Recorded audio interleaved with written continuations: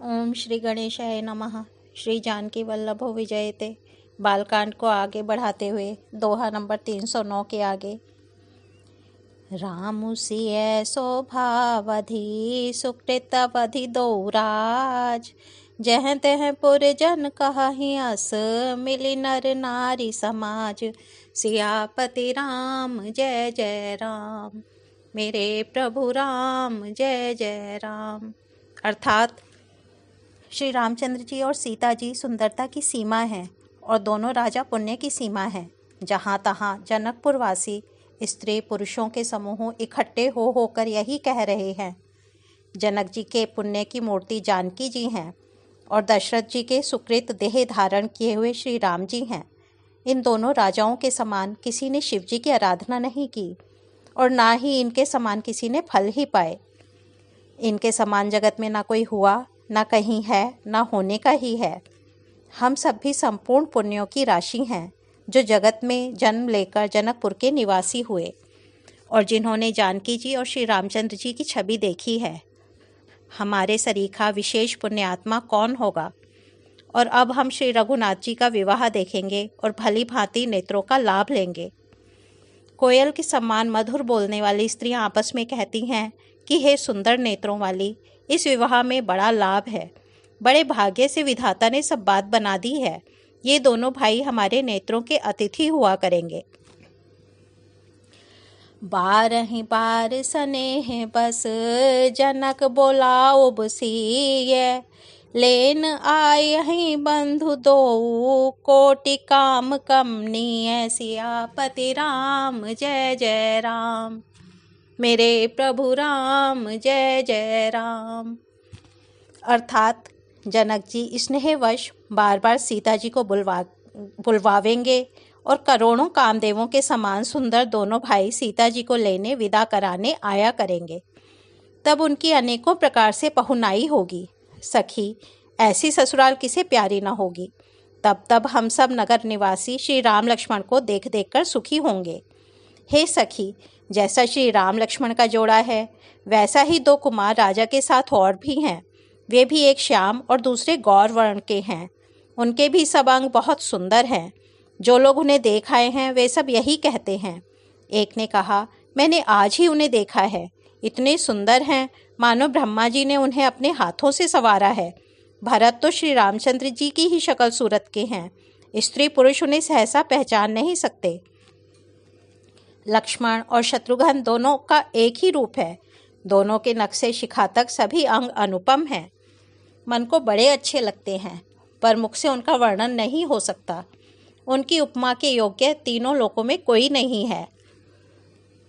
उपमा न को कहतास तुलसी, कतहु कवि को बिद कहे। बल बिनय विद्याशील शोभा, सिंधु इनसे एई अहें। पुर नारी सकल पसारी, अंचल बिदहि बचन सुनावही। ब्याहे हूँ चारी भाई एहि, पुर हम सुमंगल गावही। दास तुलसी कहता है, कवि और विद्वान कहते हैं, इनकी उपमा कहीं कोई नहीं है। बल, विनय, विद्या, शील और शोभा के समुद्र इनके समान ये ही हैं। जनकपुरी की सब स्त्रियां आंचल फैलाकर विधाता को यह विनती सुनाती हैं कि चारों भाइयों का विवाह इसी नगर में हो और हम सब सुंदर मंगल गावें। बारी बिलोचन पुलक तन, कहहि परस्पर नार।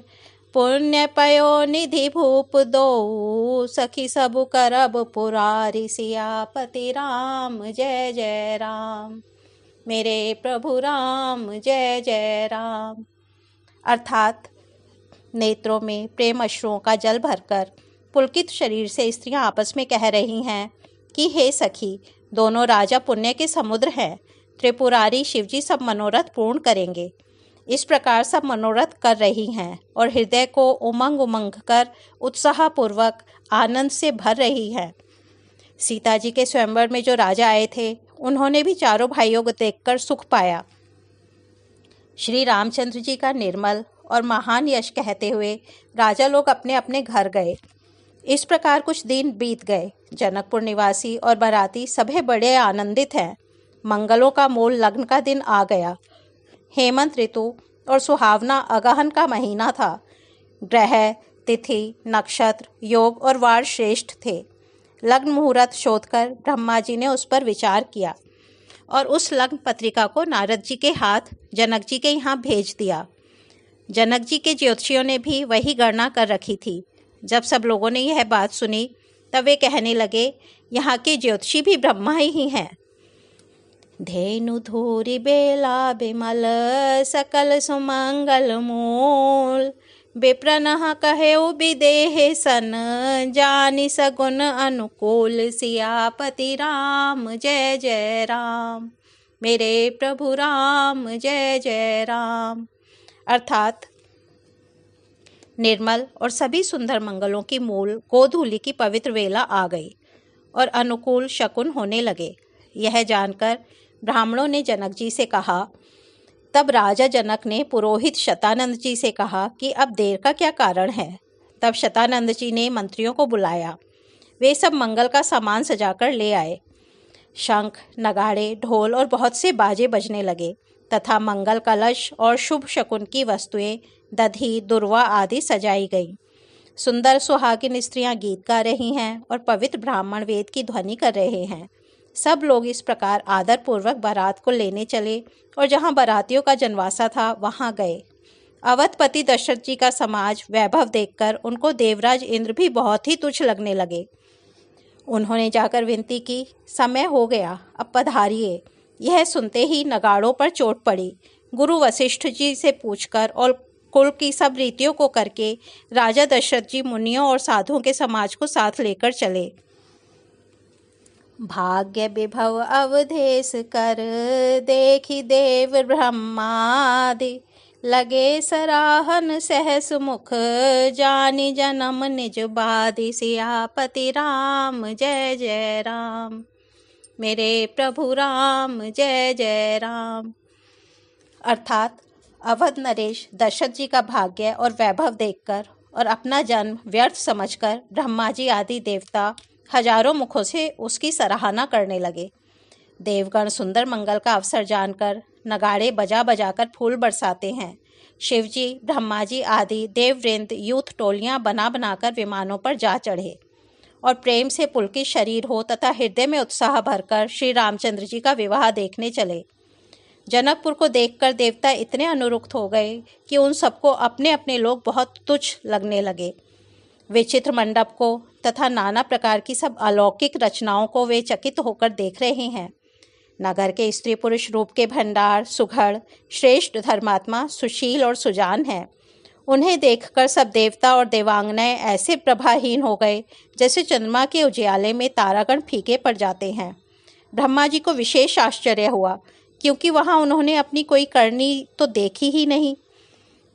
सिवा समुझाए देव सब, जनिया चरज भुलाहो, हृदय विचारहु धीर धरी, सिय रघुबीर ब्याहु। सियापति राम जय जय राम, मेरे प्रभु राम जय जय राम।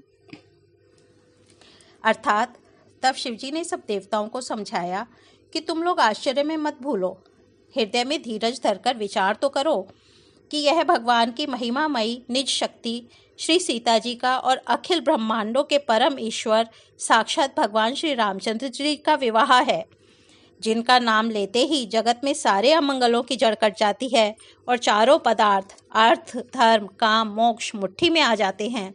ये वही जगत के माता पिता श्री सीताराम जी हैं। काम के शत्रु शिवजी ने ऐसा कहा। इस प्रकार शिवजी ने देवताओं को समझाया और फिर अपने श्रेष्ठ बैल नंदीश्वर को आगे बढ़ाया। देवताओं ने देखा कि दशरथ जी मन में बड़े ही प्रसन्न और शरीर से पुलकित हुए चले जा रहे हैं। उनके साथ परम हर्षयुक्त साधुओं और ब्राह्मणों की मंडली ऐसे शोभा दे रही है मानो समस्त सुख शरीर धारण करके उनकी सेवा कर रहे हों। चारों सुंदर पुत्र साथ में ऐसे सुशोभित हैं मानो संपूर्ण मोक्ष, सालोक्य, सामीप्य, सारूप्य, सायुज्य शरीर धारण किए हुए हों।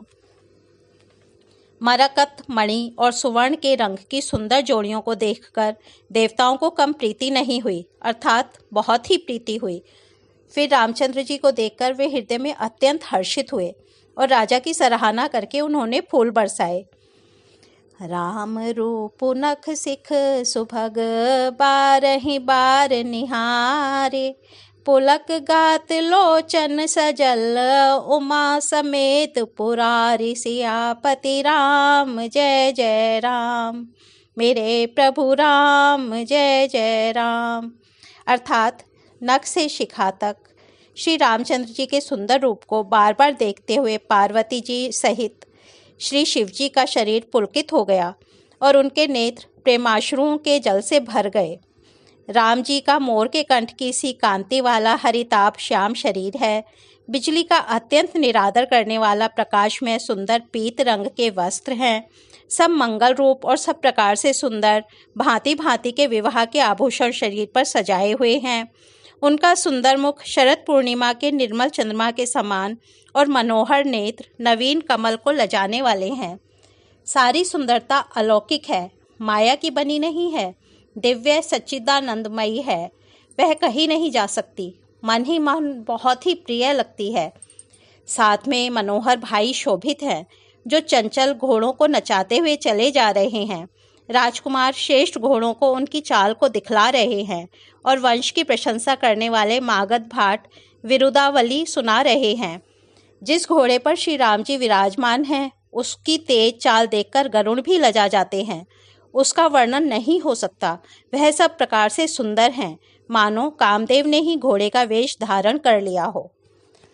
ओ मंगल भवन अमंगल हारी, द्रवहु सो दशरथ अजिर बिहारी, राम सिया राम जय जय राम, राम सिया राम जय जय राम।